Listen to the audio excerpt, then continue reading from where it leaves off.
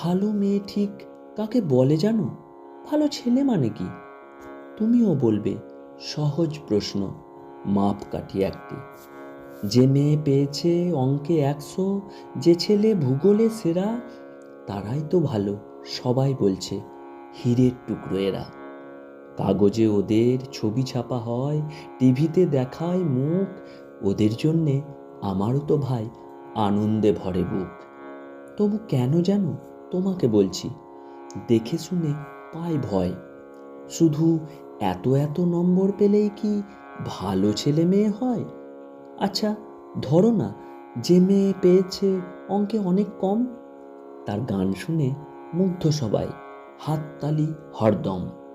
ওই যে ছেলেটা পাস করে গেছে এবারেও টেনে টুনে, বলতে কি ভাই আমরা অবাক ওর আবৃত্তি শুনে। নাটকেও তার নেশা আছে খুব, পরের বিপদে ছোটে।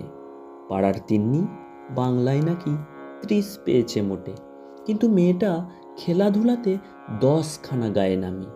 সত্যি বলো তো, তুমিও বলবে ওরা নয় কেউ দামি?